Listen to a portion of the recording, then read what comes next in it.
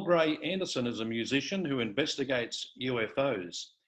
In music, he has worked as a guitarist, vocalist, singer, and a songwriter. But when it comes to UFOs, he holds several positions with the Mutual UFO Network. He's Assistant State Director for Southern California, Chief Field Investigator, and a member of MUFON's STAR team, and he joins us today. Hello, Earl. How are you today? Doing quite well, Dean. How are you? I'm pretty good. So this might sound like a pretty dumb question right off the bat, but do you believe in UFOs? Oh, yes. Okay. Very, very much so. It's interesting, when I first went into the field, I have a lot of scientific friends. I'm scientific, and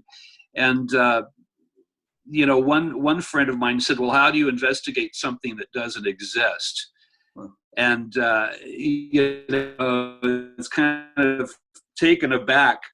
But her husband worked in the aerospace industry, and she was kind of playing the skeptic. And later on, I found out that she had a UFO sighting herself. She said that it was a huge blimp-shaped UFO. That it was 3 a.m. and she was when she was young, she was in a cornfield and she saw this thing.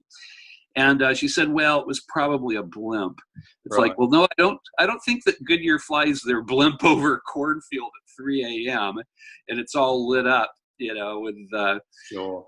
no rotors on it. No, it was completely silent. And but it makes people uncomfortable sometimes to think about that we're not alone in the universe. But we aren't alone in the universe. Even the scientists in the mainstream now, pretty much they seem to be a little more open to the extraterrestrial hypothesis. Yep. Yeah. I mean, just weight of evidence. So, do you necessarily have to believe in UFOs to be an investigator like yourself? That's a good question. I don't think so. I think that it depends on what you're doing, I guess. In some ways, I mean, doing what I do, you interview a lot of people about what they've seen. And I think that if you have too much of a skeptical attitude, people are going to be less apt to share their sightings with you, I think that there was an official way of dealing with UFOs for many, many years. It kind of started in 1952. There was a thing that was held in Washington, D.C. called the Robertson Panel. Mm-hmm. And the officials, they had this UFO problem. I mean, the White House itself had been flown over 2 times in 1 week. They got radar hits. It was classic flying discs with the cupola on top.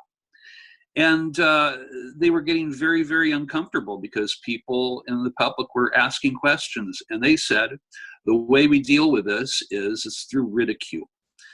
We will, encourage people in the media. We will encourage scientists to tell people that they're crazy if they report something like this. And from 1952 on, that is the way that they dealt with it. So I think that people, once you see a UFO, there's a lot of ontological shock that takes place. Your worldview and your place in the universe kind of changes. So I think if somebody is coming at you and being too skeptical, that might turn them off, and it might kind of dull your ability to actually investigate the phenomenon. Right.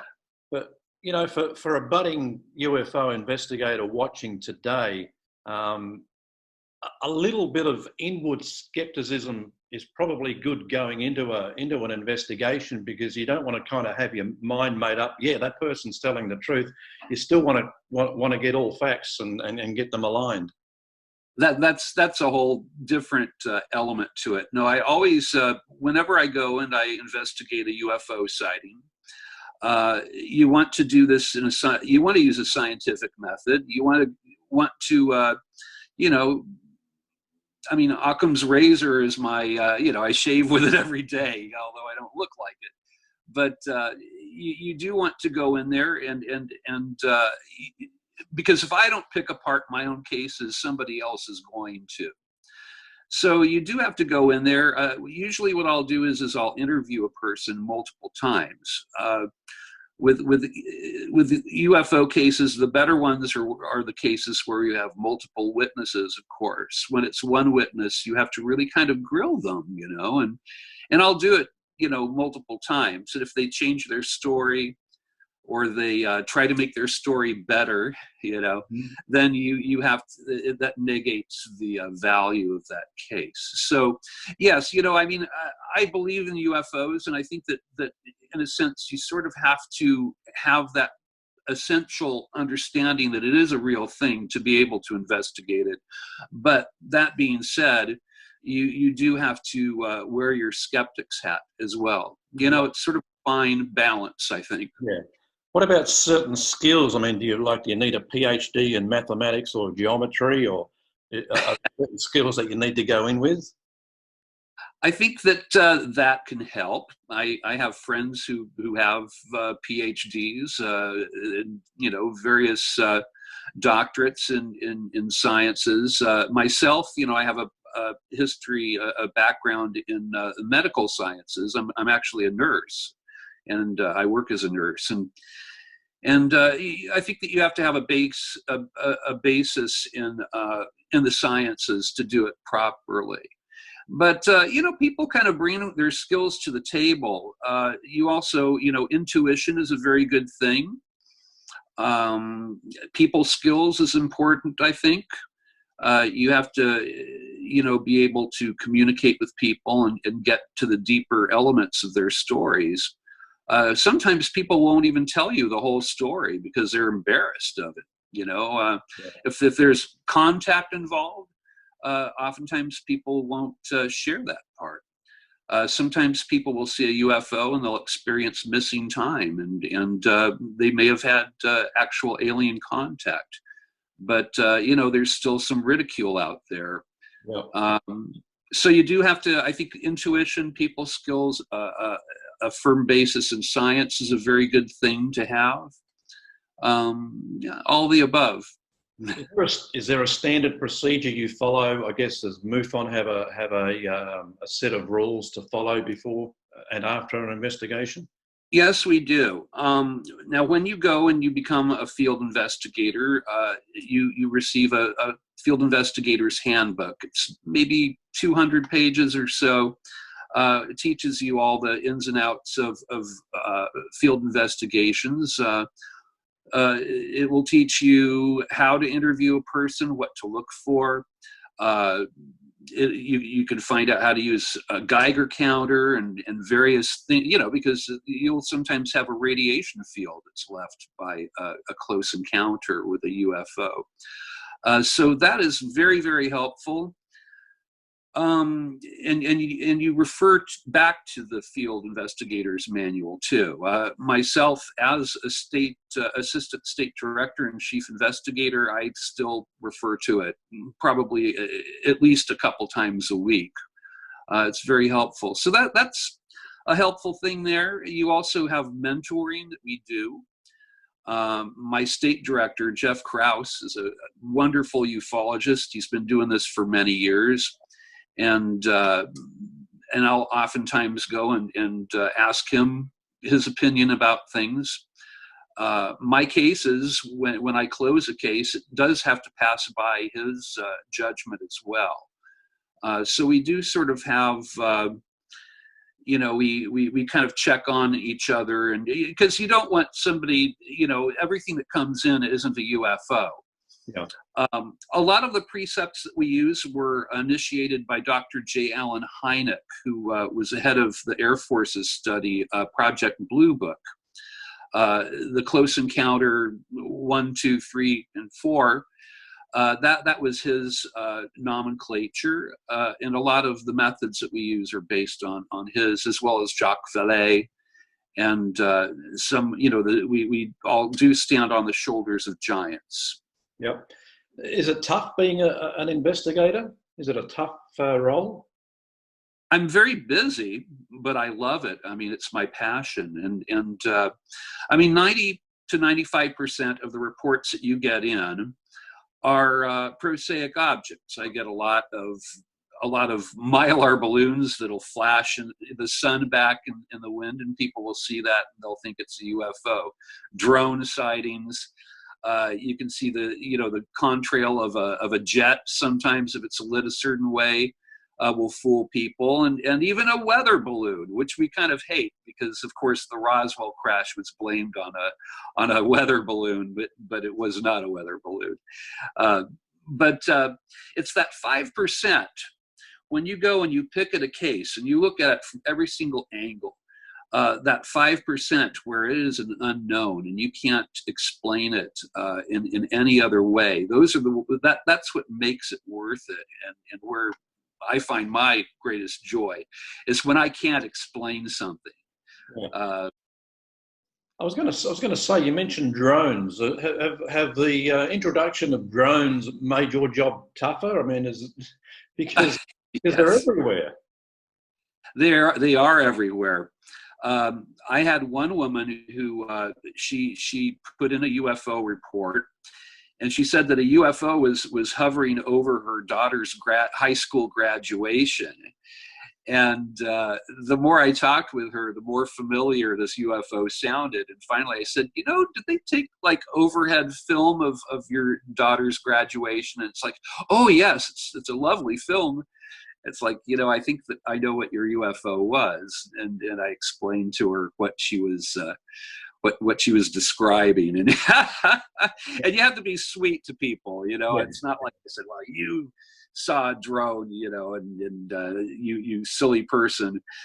No, if somebody hasn't seen something like that, I mean, that's another thing, and I think a service that MUFON provides for people is to explain what they saw, if we're able to figure out what prosaic object that was. Yeah. But then we have other cases where, I had one case that was in Azusa, California here, where there were two women who took chase after a UFO, and they got caught in a cul-de-sac, and they saw it was two objects. They were orb-shaped spherical UFOs, and they were heading towards the San Gabriel Mountains there. And they got caught in a cul-de-sac where they couldn't get out, and they thought that their chase was over.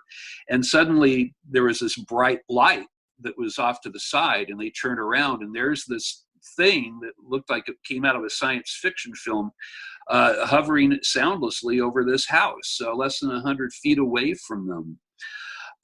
It's a pretty wild story, but what was interesting is that there was a gentleman in the next town over, about 3 miles away, who also put in a report of the exact same thing. Right. So we had multiple witnesses that were unconnected, and the deeper that I went into that case, the more it seemed to manifest for me that something very unusual and very strange had happened in this little town. Well, you'd think in this day and age, an investigation would be a slam dunk. I mean, we're living in the age of smartphones, and we've got cameras on our phones, but people forget to take pictures. Yes, and that's happened to me. I understand it. I felt embarrassed. I saw a UFO. It wasn't a vehicle, but it was. It looked, for all intents and purposes, like this very ornate parabolic shaped antenna that was hanging over this hill, and it had no means of support that I could see, and I was pretty much gobsmacked. My jaw was dropped, and I did not pull my phone out. I did not take a picture, and I think some of this may be a psychological effect that our visitors have on the observer. I don't think that they necessarily want to be photographed or want a video taken. Now, we do know that there are military videos. The one sighting that they call the Tic Tac video that happened over near Catalina Island here involved the USS Nimitz aircraft carrier and the Princeton, the battleship, the Princeton,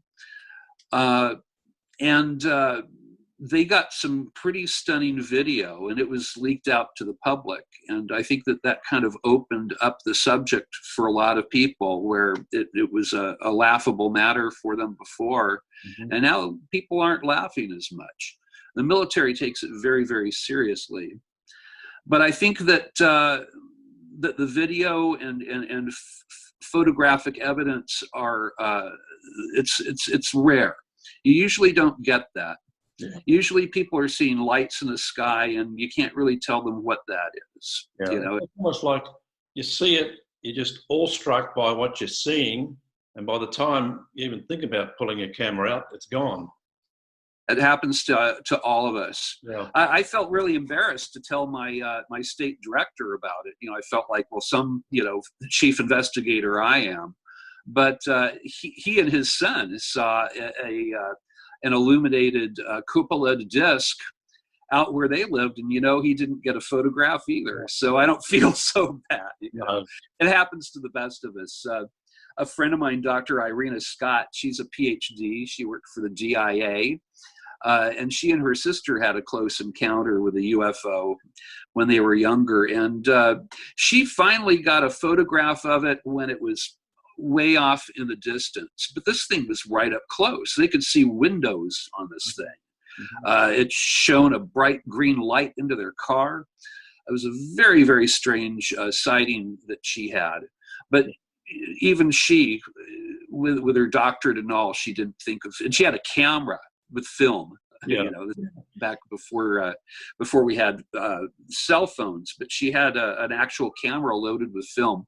She didn't get the photograph until the very last minute. So you've got like a little light in the distance, What about the number of UFO sightings? Do you think they're understated? I mean, does every one get reported? When I speak to various crowds, I'll do Stanton Friedman was a famous ufologist, and he used to do this. I'll ask people, how many of you have seen a UFO? And you'll see all these people raise their hands up in the crowd. And then I'll say, how many of you reported seeing a UFO? And you watch the hands all go back down. So, but we are there. You can, if you see something and it looks out of place, it doesn't look like something prosaic, you can go to MUFON.com, and it says right there on the website, report a UFO. And myself or another investigator, we have people we work regionally. So if you're in the California area, I will see your report. But you can report a UFO, and that's really where the rubber meets the road for us, because other than that, it's just a good story, right? But if you report it, it'll actually be investigated, and we will, if we can't figure out what that was, it will get the unknown status, which means it's a UFO. I'm not saying it's a spaceship, but maybe it is. It's an unknown, Does the same sighting get reported by different people, and do you get the same descriptions coming up over and over again? Yes, we do. I get a lot of black triangular UFO sightings out here. They seem to, now there's a question whether perhaps we've reverse engineered some of the technology that we have found, because there have been reported UFO crashes. And the Army is taking this very, very seriously. Both the Navy and the Army have both changed the parameters of reporting UFOs. They're encouraging it now. And apparently there's materials. Bigelow Aerospace apparently has some materials from UFO crashes that they're putting through, scientific, trying to figure them out. Reverse engineering work that they're doing, figuring out the metallurgy.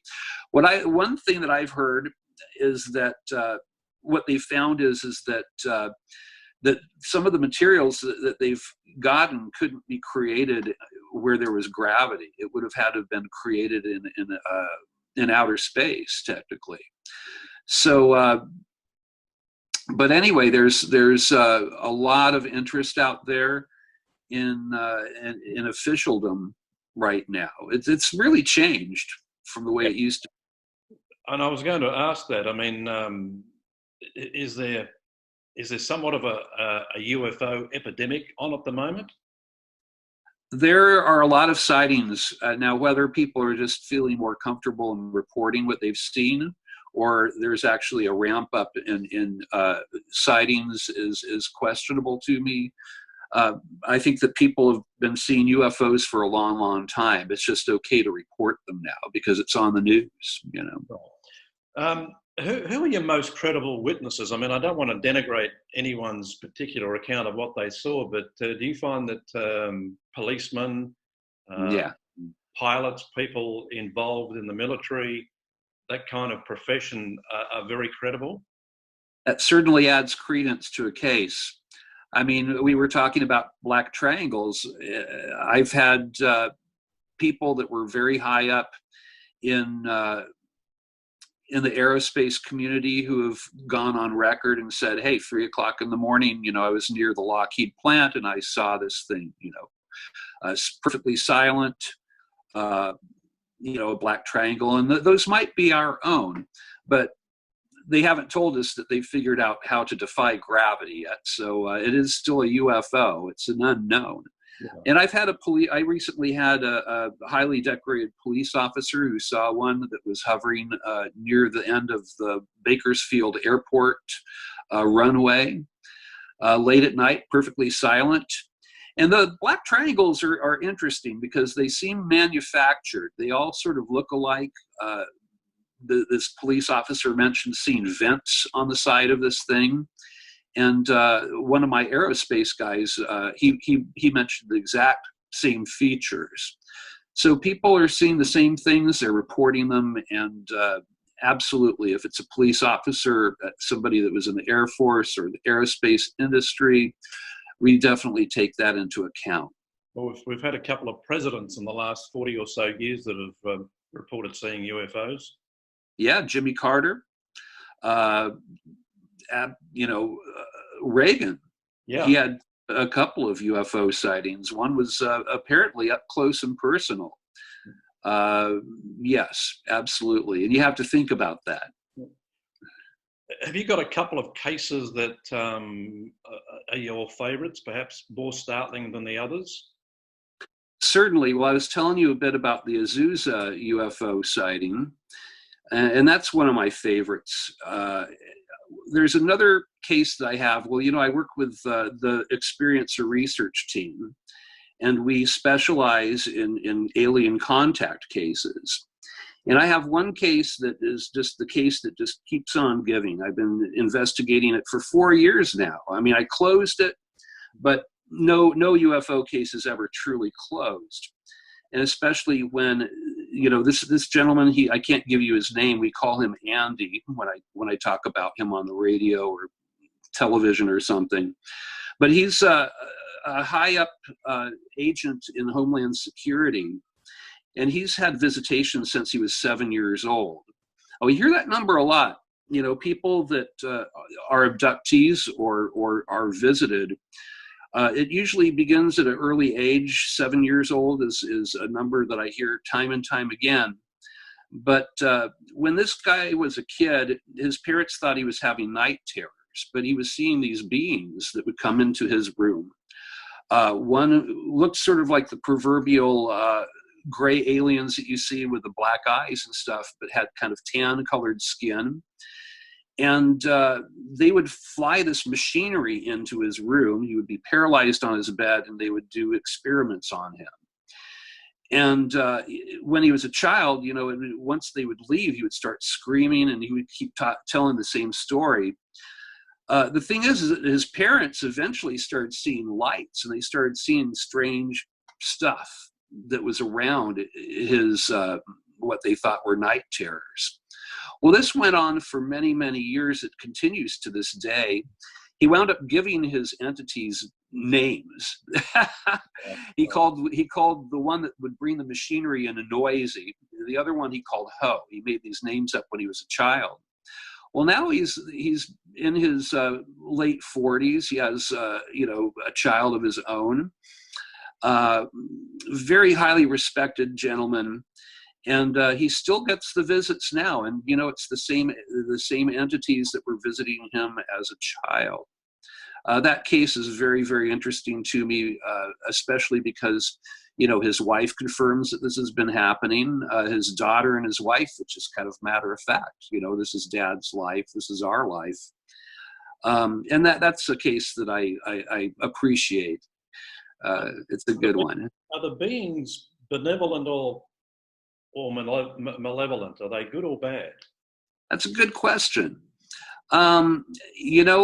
I think that a lot of people, when they first have a visit, that they feel ontological shock. That was the term that Dr. John Mack used, who was a PhD and a psychologist, where I think he hailed from Harvard.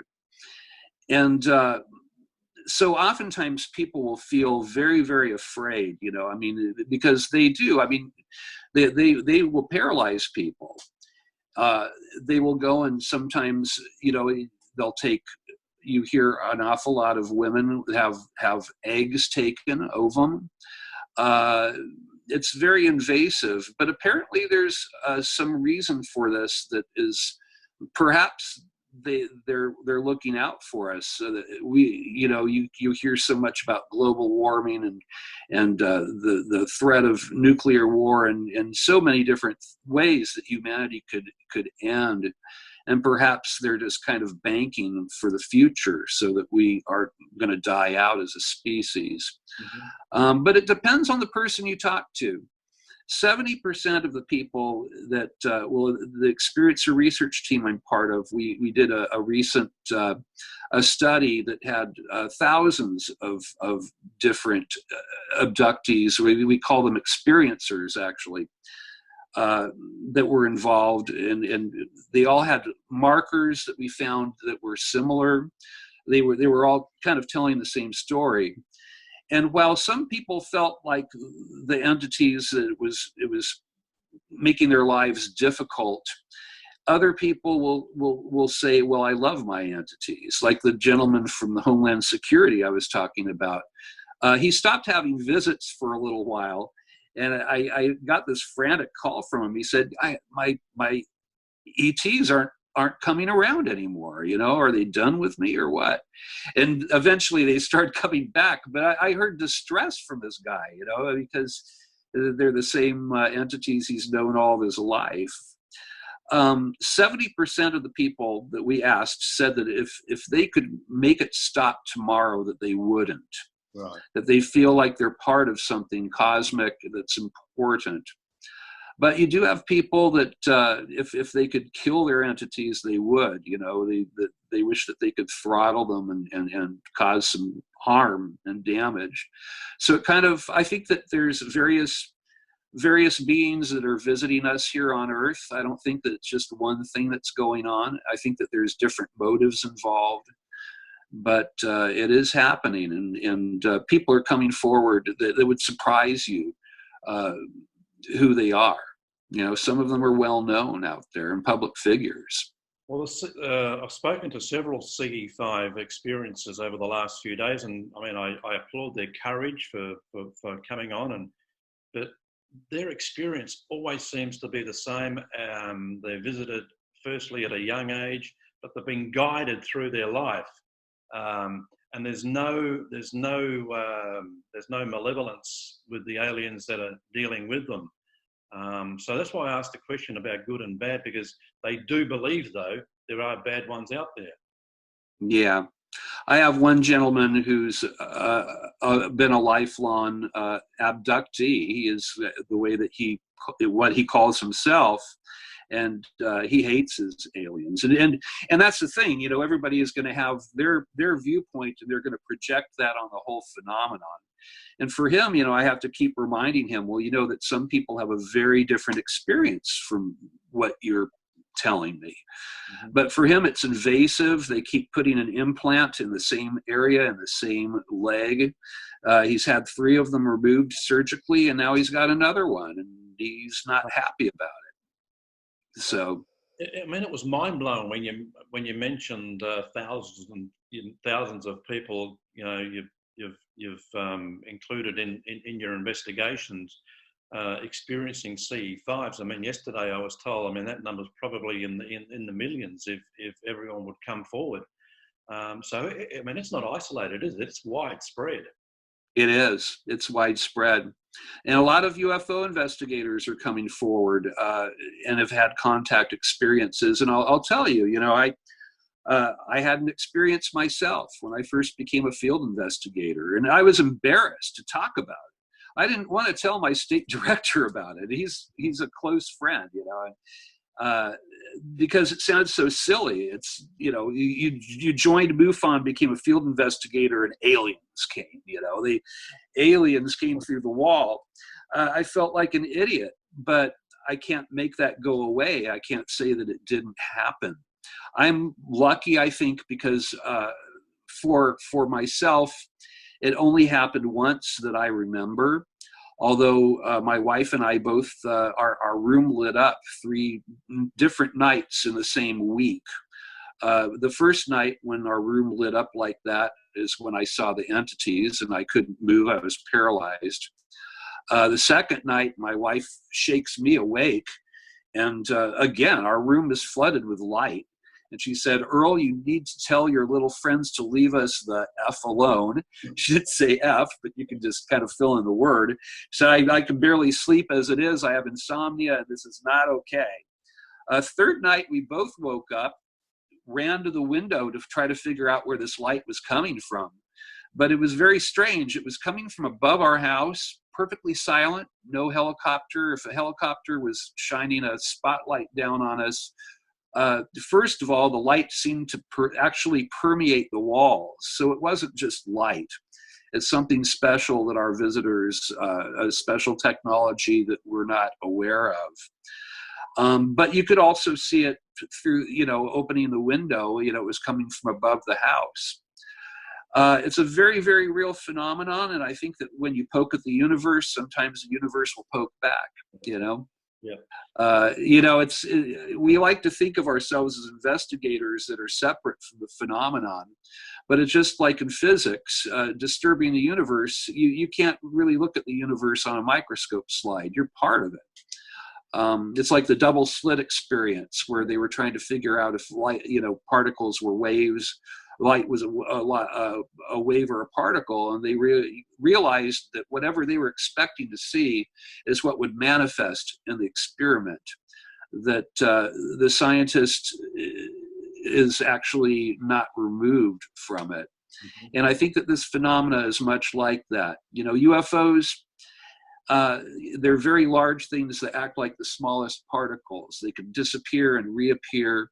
And they can change form, just like a particle can become a wave. It's a very strange and just the strangest thing in the universe, I think, and it's a personal phenomenon. And I'll tell my new field investigators, just be aware that if you poke around at this, it may come back and poke around at you. That you're kind of. I feel like I owe them that caveat. Yeah. Earl, I don't know if you've thought about this much, but what do you think the world will look like post-disclosure? Well, I think disclosure happened when the New York Times printed the article about the Nimitz affair. And the Navy has gone on record, and they have said just about a month ago, they said, no, they are UFOs. We don't understand them, and this did happen. People just kind of went on, and it really didn't have an effect. And you still have skeptics, out there that, oh, it's not real. I think that perhaps it's an inconvenient truth for some folks, and they would rather just forget about it and pretend like we're not being observed and visited. Yeah. So I think that we do live in a post-disclosure world. This is it. Okay. I guess. News, with what happened with the footage from the Nimitz, I mean, it might be a softening up process, but I wonder what the reaction would be of if a craft actually landed on the lawn of the White House and the beings appeared. I think that would kind of cause a little bit of panic. Yeah, I think that would probably cause some panic. It would, we were talking about ontological, shock before. People would be less ready to just pass it off and ignore it, I think. And maybe that is going to happen. I don't know. Yeah. I mean, in some ways, I'm kind of a zoo theorist. I don't think that the aliens, I think they want us to know that they're there, but they kind of want us to ignore them. It's like if you had a wild animal park, you'll go in there. You want the animals to live in their normal habitat as much as possible. And you'll go in there and maybe tranquilize them and do medical procedures or whatever, but you kind of want them to live the way that they live. And maybe we're sort of like that. I think that perhaps the one case where they might land on the White House lawn would be if we were going to destroy ourselves. Yeah. Okay. There would have to be a reason for it, I think. I guess we're a little like the dolphins are to us as far as the intelligence scale is concerned. But maybe they're not ready to give it to us all at once. We're like kids with the matchbook, I mean, I think that when we, discovered how to create nuclear weapons, that really ramped up the phenomenon. That's, you look at things like, the Roswell crash, which a lot of us think was sort of a Trojan horse, that the technology maybe was being given to us, that it might have been intentional. Perhaps the beings were, biological robots that were expendable. But all those things, or the Kevin Arnold sighting around Mount Rainier, that was a week before that, and all this stuff happened right after we dropped the bomb on Japan. Mm-hmm. I think that before that we were just kind of interesting creatures, but when we started messing with stuff like that, suddenly we were able to cause damage and were a threat. So and of course, post space age, now we can go into outer space, we can create these weapons that could probably harm our visitors. Mm-hmm. So it definitely ramped things up. Probably already have harmed them in I heard the theory about the nuclear, they don't like nuclear explosion because it messes with the dimension grid. I think that way. I think that way a lot. I think that they travel interdimensionally. Our visitors aren't necessarily interstellar. They could be. It's a good possibility that they're interdimensional. That's Dr. Jacques Vallée's opinion on it. Even Dr. Hynek was going in that direction towards the end of his life. That he thought that maybe it was an interdimensional phenomenon rather than interstellar. It's all outer space, and perhaps we do mess with another dimension when we blow something up like that. Well, I'm tipping that there are people watching today that think that they can become an investigator. So what would they need to do to become an investigator with the MUFON? Just go to MUFON.com. There's a link there that says become a field investigator, and click on that, and all the information is there. You'll get the Field Investigator's Handbook. You'll meet your state director. You'll be mentored. And for me, I did this, it was about 4.5, almost 5 years ago that I first became a field investigator, and I love it. Before, I would read books on the subject, and I was kind of a couch investigator, but it's very different going out there and doing it yourself, and it's expanded my universe for me. It was certainly one of the best choices I ever made in my life. So you can do that yourself, and it's just as easy. MUFON.com, and just click on Become a Field Investigator. We need you too. We need people. You know, there's a lot of cases. California, I mean, we have more cases in Southern California than anywhere else in the world. But anywhere you live, if you live over the pond, or you live in the States or Canada or anywhere, we need investigators everywhere. So we're a worldwide organization. Okay. Well, thanks very much for joining us here today, and I'm sure we'll talk again in future. Thank you so much, Dean. It's my pleasure. Earl Grey Anderson joining us.